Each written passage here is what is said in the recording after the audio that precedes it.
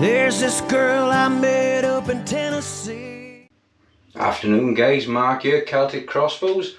Got a little unboxing for you this afternoon. Goes along with my build guide coming for the OP360. From Bushcraft Lab, we have this little unboxing. Stay tuned and see what we got for our build guide. Okay guys, we're unboxing it this way up. Lovely packaging. I can feel she's nice.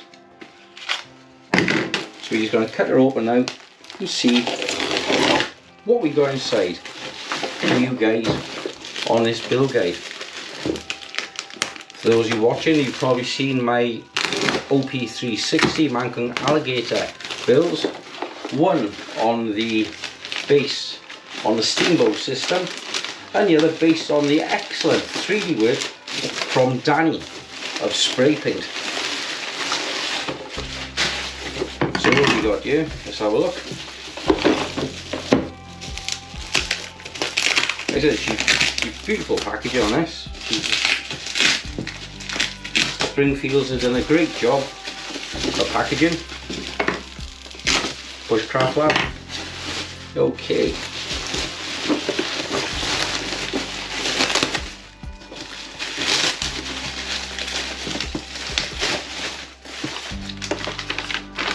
Invoice, okay, fabulous.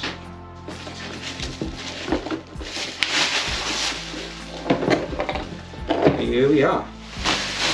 This is our project crossbow for what we're going to be making the next guide from. Okay, so now just a quick cursory look around the box to give yourself some explanations of this. 80 pound draw weight on the new bows. They are an 80 pound draw because of EU legislation. Bolt length 6.5 inch, ABS stock, 165 foot-pound. We're going to get more than that, don't worry about that. 61 centimeters length. Angle arms, OP360. With any other information on the box. Self-cocking mechanism, adjustable rear stock. 80 pound draw, like I said, that's standard these days. So we're not worried about that because we got to be getting more than that. Okay, we'll just run the blade across the bottom. Now let's have a look inside. Okay, opening the box, let's see what we got. Okay, we have our bowstring assembly, front spacer, rear spacer, gripper. Actually got two grippers, which is excellent. We have the bow limb end caps, which actually have the extra notch as well for using a stringer. That's a welcome bonus because usually they come with the standard caps and they're a swing to get on without the stringer.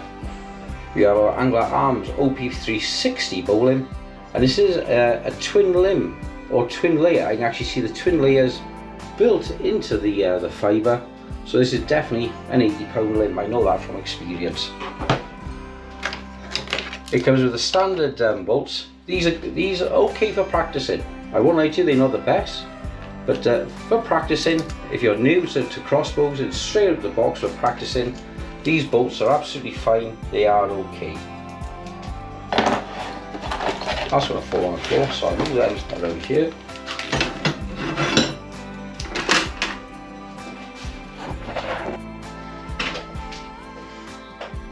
Okay, the next piece to pull out is the foregrip. These are an excellent design. It shows in the diagram mounted this way around. I shall show you now. Mounted in the diagram so much that way. Once we got the camera set back up on the front, I'll show you why that's a bad idea, and this way is much better. Comes with an assembly guide on how to assemble it, and where we go from there. Okay, so on to the next now is the assembly. Hiya guys, if you enjoy my video, please hit like and subscribe and consider sharing the hell out of this video. If you're enjoying this little video on the OP360, pop on over to the Bushcraft lab, where you're going to enjoy a discount given to me for you, my viewers, from the guys and girls there at the Bushcraft lab. Keep watching the video, you will find my special discount code hidden in the video somewhere. Also, while you're there, they're doing excellent deals at the moment on Mora Bushcraft knives with excellent discounts. So with your discounts as well, you can get one of these delivered to your door for as little as £40, or even a Mora Bushcraft knife for as little as around about £10. Carry on watching. I hope you enjoy this presentation. Thanks and bye bye. Okay guys, we're going to look around the basic chassis now and system and take you through some of the pointers and some of the things I think are excellent with the OP360. First thing you'll notice is the rubber buffers on the cocking limbs. I think these are absolutely essential. They protect your bow limbs, your bowstring, and increases the length of the string. Slightly different embossing in the handle. These are actually quite good open sights on these, I won't lie. They're a very good design.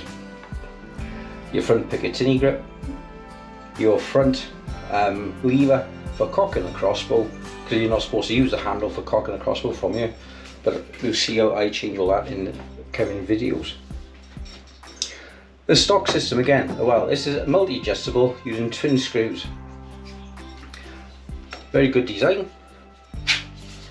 She's a little bit tight because she's brand new, but a little bit of lubrication, and I'll show you how to lubricate her all and how to get it running nice and smooth for a better operation.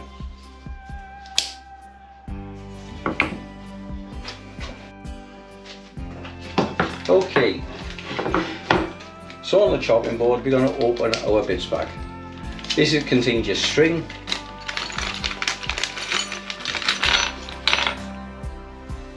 thus your two end caps for your bow limb, rear spacer, front gripper spacer, front locking plate, and your bow limb, nut and bolt, etc. to go through. Right, okay, so you run your thread all the way out so she's flush, get on the camera, so she's flush with the front of the riser. Take your prod, push it in through the hole. When she goes in, you will notice she got these two white lines here. They have to line up to the front there, so equal distance either side of the limb. Next thing you need to do, take one of your rubber pads and it fits in the back there. Hold it with your finger. Front rubber pad, slide it in there. Now your metal pad with your little nipple or deviant dent in the front, without dropping it all on the floor, push it in there and keep your white spacers all the time, your white lines either side of your riser, perfectly in the centre if you can, because if the bow limb is off centre it will make for erratic fire. It'll shoot off the left or off to the right. Those who shoot medieval bows will know what I'm talking about. You have to slacken off your anvil and reposition your bow limb to adjust your sights.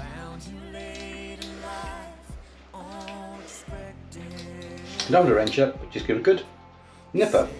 Make sure she doesn't go anywhere.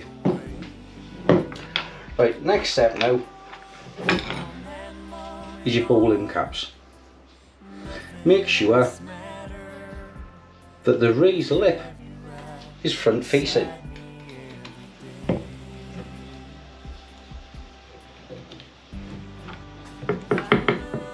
Thus, give the caps, sometimes you need an extra push on to make sure they are nice and firm. Sometimes they're not a great fit, sometimes they are. Now, what I'm going to use now is a bow stringer.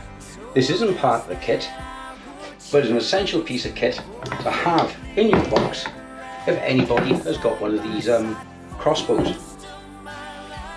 Let me just get that around the back and snip it on.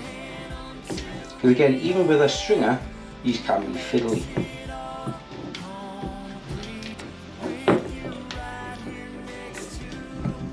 Here's the one side done, and I'll get on the other side. Sometimes you still have to give the limb a little bit of a press to hook it over.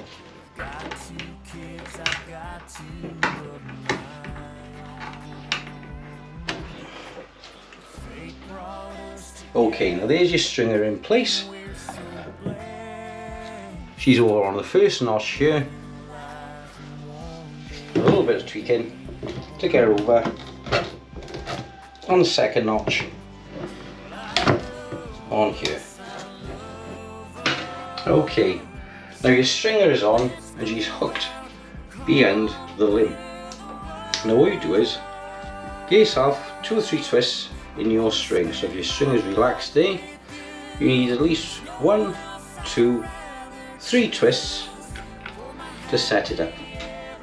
Now what we're going to do now is cock the crossbow with the stringer so it doesn't put as much strain on the system. And now it opens up nicely the holes to pass through your bowstring. Keeping the safety catch on, don't take it off. Now pass your bowstring through the one end and keeping your twists in your bowstring, now feed it over the loop. Here's now on the other side. Now what you do is now is quite simply recock the crossbow, take your safety catch off,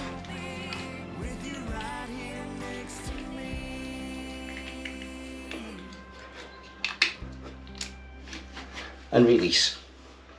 And now you can just take off the bowstring stringer. Just gone through there. And that's your crossbow now ready. Your bowstring is now running perfectly central in the back and down the other side. And now we can grease the crossbow for use. Why grease? We shall find out now. Hiya guys, my passcode is Celtic for your discounts.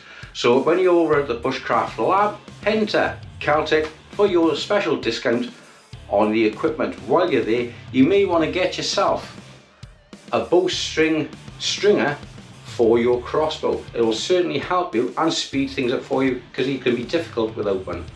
And also get yourself some bolts while there as well, because when you're new to crossbow shooting, unless you're using a really soft backstop, you're going to get through a lot of bolts very quickly. Keep watching. Thanks and bye bye. Celtic. Okay, next thing you need to look at. Now you've got your crossbow assembled. She's working great. Limbs secure. And centralised. There's your white space on the one side. White space line on the other side. So the bow is perfectly central. The string is centralised. She's over the first knock on both sides. And she's in place, she's ready to go. Next up we need to do is grease your rail and grease your string. The reason why this needs to be done is when you fire, it causes friction down the line. This can burn the nylon in the string. And one step ahead of ourselves, while I'm here, the 3 twists we put in the string to start with was to make sure that the string is approximately half a centimetre to a centimetre proud of the hooks, the buffers. The reason being is when the bowline returns, it won't twang against the bump stops and cause excessive strain and damage on the strings or string twang. So that is the reason why we put the 3 twists in the string. Now, first of all, we're going to grease or wax your string. I'm using OMP Black Heart. You can use any product. This is what I like to use. This is for my own personal use. You quite simply push up your wax. This is a nice thick wax. Get it on there. Get it on your string. And really work the string, the wax, into the fibres. The reason being, it just displays the heat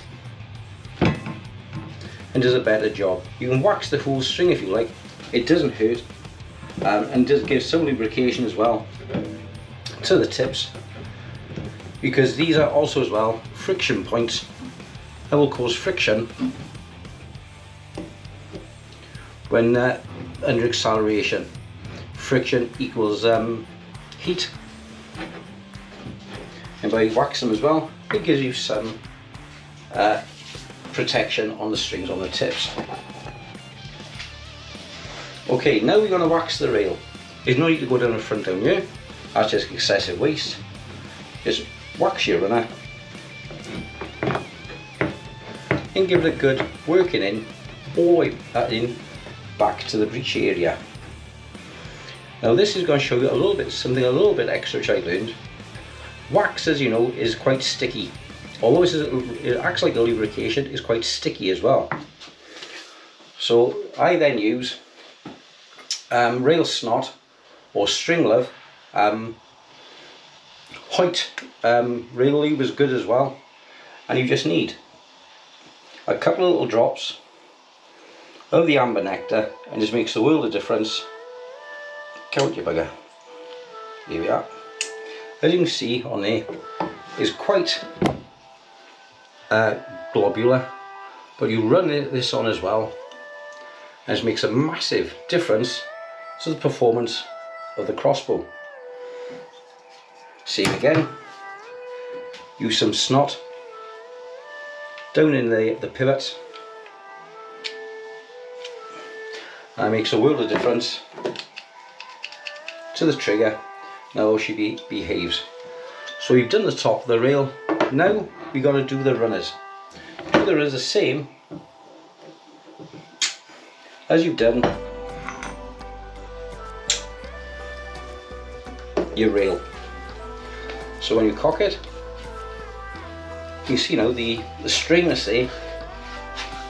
So just lift the string over. So in front of your buffers, and just work it in to get lubrication going nice in the arms. So you see how tight she was established, she's freeing up nice now. And same again now, down in your pivot here, just a couple of drops down in there to lubricate her up.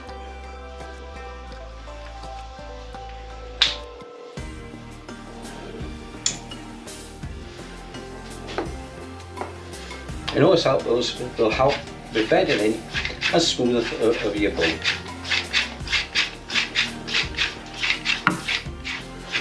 Okay, you can lubricate these as well if you want, but there's enough play in them, they don't actually need lubrication. Just bring your string back over now. Safety off. And she's ready to rock and roll. Okay, the next tip now is on stock adjustment.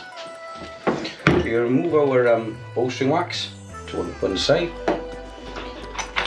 You adjust your stock with these two Allen keys here. It's a really nice, simple design if I use the right size Allen key. So you just lock in, take the bolt out, run it all the way out.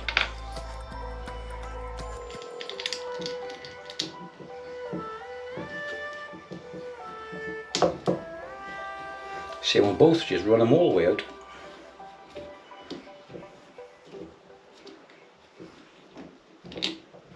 And adjust the stock there, you just pull it out to where you want it. Now I'm a big bloke, and I've done loads of these, and you just set the stock exactly to your preferred specification. Now I'm just going to come in 2 notches, because I know for me that's exactly the right length for where I want the stock to be. And you just simply run the nuts back up, and they don't have to be dead tight because the friction of the stock is actually quite sufficient to hold them in place. So your 2 bolts are in.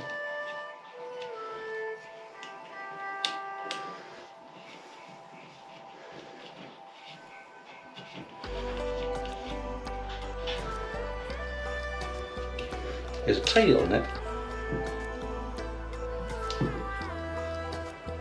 Nip.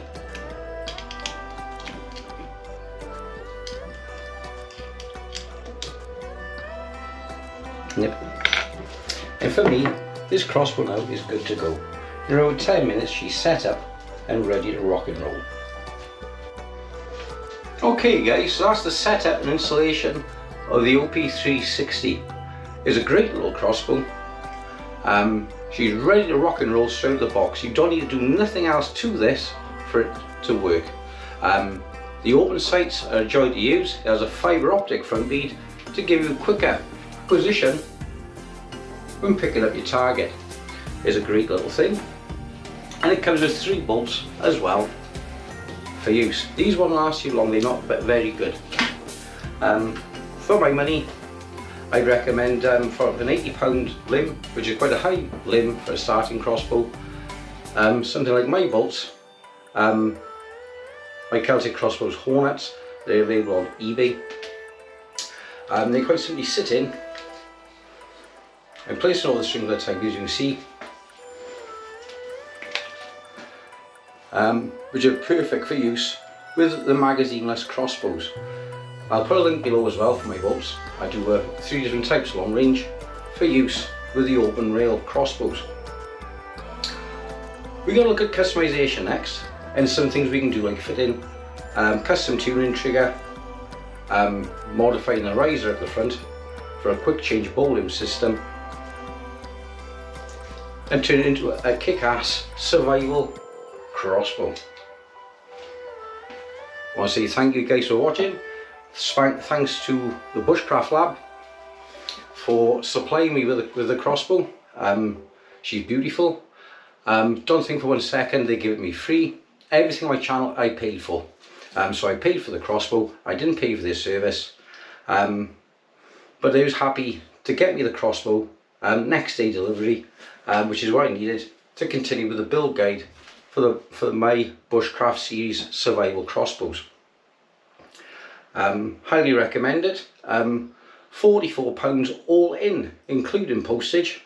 There or thereabouts, knocking on heaven's door. She's a great little thing, all in black, tactical, and it's a good all-round colour for use in urban, bushcraft, or any other situation. I hope you're enjoying the series so far. Thanks and bye bye.